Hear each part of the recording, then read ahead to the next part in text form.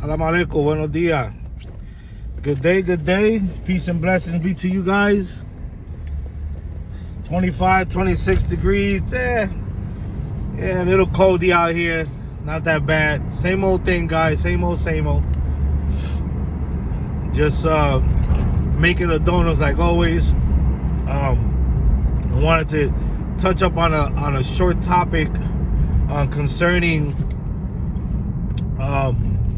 taking on jobs,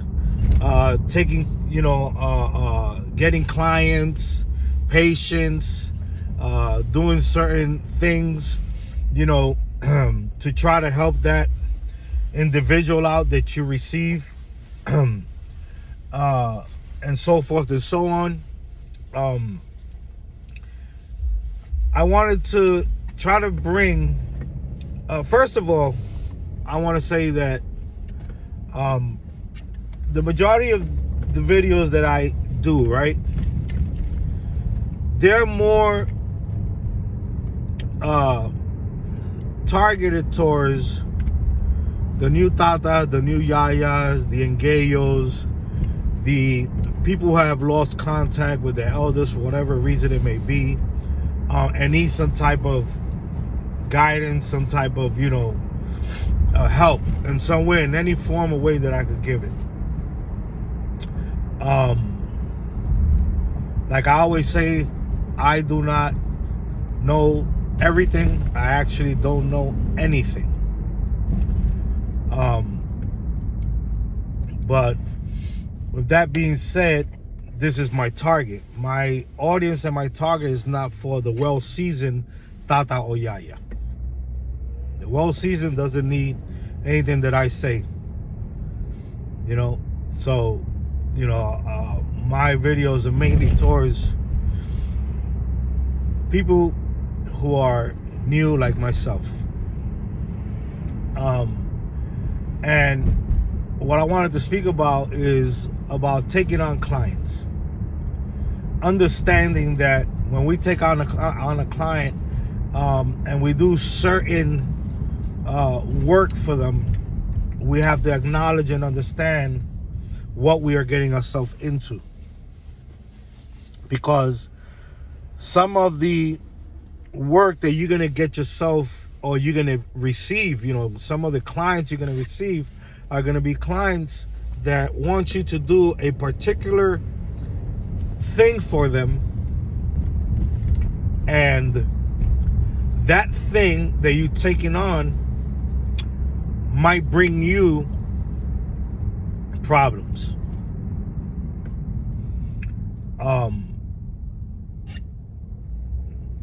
And you would say, why would it bring me problems? I understand about the repercussions and the karmatic effect. If you believe in karma and all this, what comes up must come down. You understand the cycle of life. We all know this, so we know that reciprocal things are always coming back. But there are ways for you to kind of balance that out, or not let that affect you in a profound manner. Okay? So what I'm really trying to speak about is, there might be an instance or some instances that will come upon you as the form of a client or somebody that needs a job to get done, and this job might require you attacking a person, because that's what the client is there for. It needs you to do something in whatever manner, whatever way, to a person. And a lot of us, whatever system we may have of divination, of communications, at the end of the day is a language. Doesn't matter what do you use, it matters how you and that spirit transmit and understand the information and the things that you guys are speaking about and working with. Some people say that having a binary system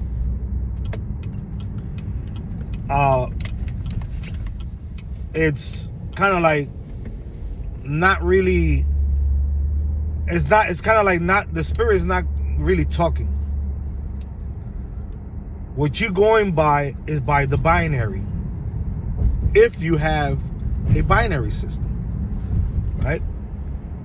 And you could say it's true in one aspect of looking at it, but it's also false in another aspect, because you do not know if through that binary system you establish that with your Inkisi, that way of speaking, that way of communication. You understand? And the Inkisi understands that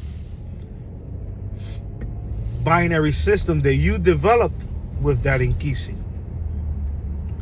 And other than that, there are going to be many things that the Inkisi is going to give you without using binary. Binary is a tool. Whatever system you have is considered a tool of communication. If you have the ability to connect with the spirit without using nothing, just yourself and intuition and spirituality, that's your system of communication. If you use bones, sticks, rocks, pennies, whatever you use, that's your system of communication. So it's just not binary. It's a system that you established with that Inkisi, that Nganga, that Mfumbe, that Muerto, in order for that Muerto through that system could speak to you, whether it be binary or whether it be whatever type of system you use to communicate with that spirit. Whatever. So at the end of the day, you're establishing that with that spirit. And you're talking through that, and that spirit is talking through that system of communication with you, and vice versa. And at the, even with having that system, the spirit always is going to speak to you. If anything, it's always going to speak to you even without using the system. Whether you use it or don't use it, there's always things that the spirit's going to talk to you, because it was not established with that binary system or that way of divination with them. You guys did not make some type of agreement or an understanding between both of you guys that this is what this means and this is what that means, and when you say this or when this falls, this is this, this is that. There are things that you have never spoken to your Mfumbe about, of how you wanted to communicate with you, and that Mfumbe is going to communicate with you no matter what. It's going to hit you somehow, whether you're going to see it, hear it, smell it, taste it, feel it, whatever is going to come. Whether it's going to flash it in your mind, what it's going to come. So, you know, I don't see that way. Anyway, you're going to get a client. It's going to ask you to do something that's going to cause an effect on a person in a negative, let's say, aspect. We are new. We don't have the understanding of our communication with the spirit. We haven't built it that strong, that connection. So we might take on a job for a client to help them out and to do what the client had said. And let's say the Mfumbe, you understand that the Mfumbe, when you ask the Mfumbe about taking on this job, if you did, the Mfumbe said, yes, we could do it. That's fine. You got that out the way. But the next question you should be asking yourself is, who is the other person behind this situation? Is the person that you are going to afflict this process that the client wants you to do? Does that person practice? Does that person have a tradition, a belief system, a spiritual a spiritual practice? Is, you have to understand these things, because through the lack of not having that connection, not building that connection with that Inkisi, to a certain level, you could start doing a job for someone and it might cost you problems. Not that it never does, yes, in some form or some way, but what I'm saying is you might get yourself into a spiritual battle, because the person who you are attacking, that the client wants you to attack, it's a practitioner of some form of tradition, some religion, or some form of spirituality. And we have to understand that when we go against a practitioner,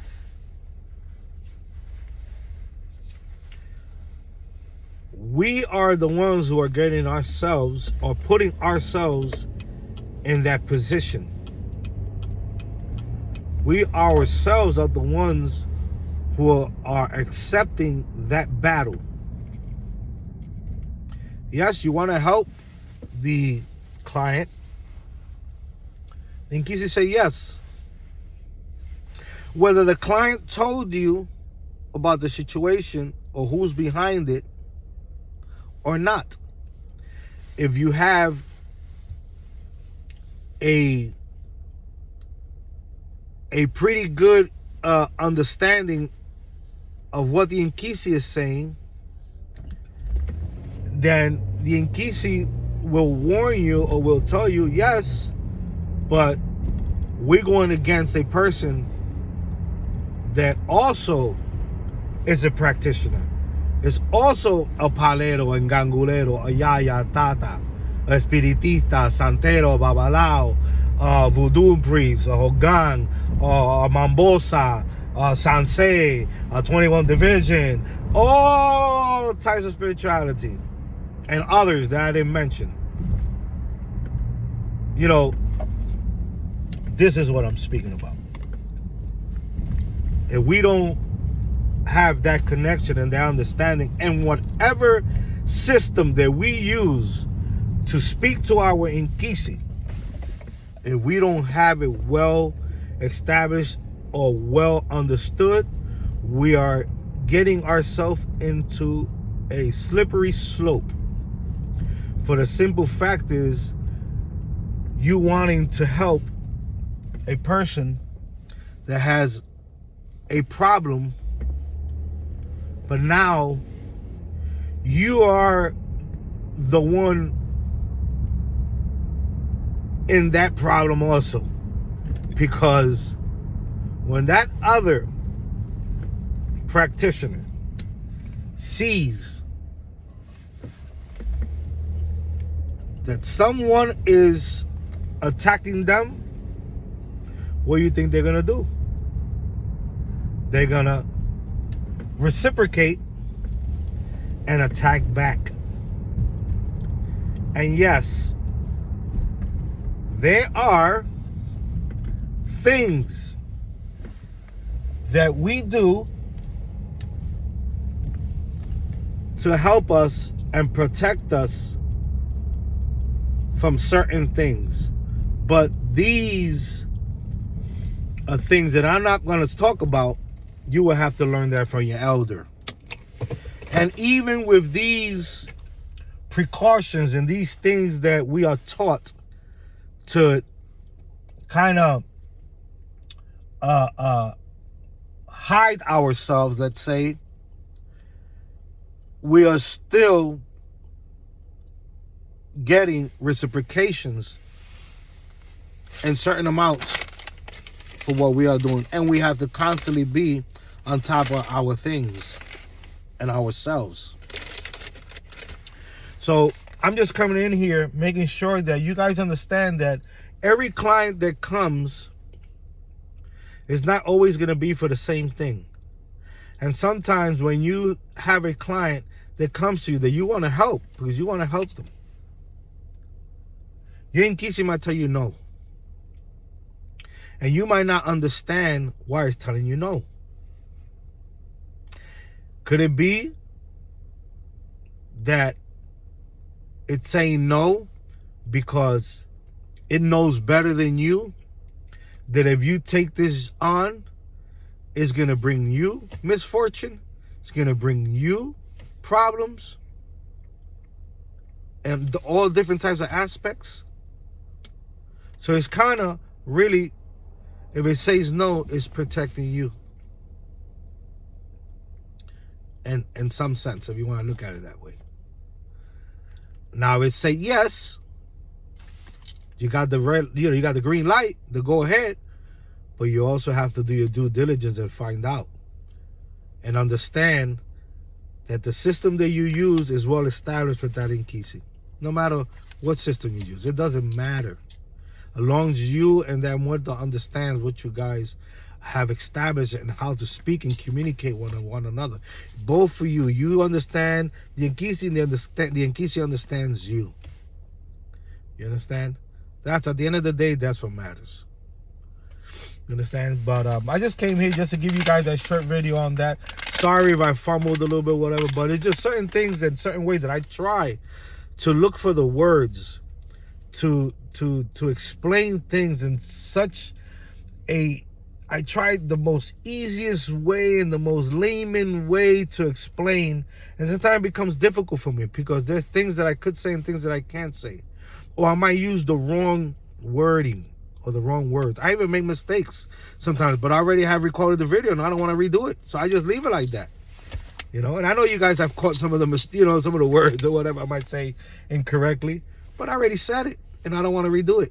So anyway, guys, have a great day. Thumb up the video. I pray you guys have a beautiful, wonderful day. Salam alaikum, alaikum salam. You guys can always reach me at w3qin1973@gmail.com. Remember, guys, this is my opinion. When I come here speaking from the heart. And I come here just to share and to try to help out. That's the only reason why I come out here. I enjoy coming out here speaking to you guys. I work at the same time, and I'm also trying to edify. No matter how minuscule my edification might be, there are some out there who have ears and will not hear, who have eyes and will not see. But there are some out there that having eyes and ears will hear and will understand something. The most minuscule thing that somebody else might look at and be like, oh, that's nothing. Oh, I know that. Somebody else might appreciate that. So be blessed. Have a great day.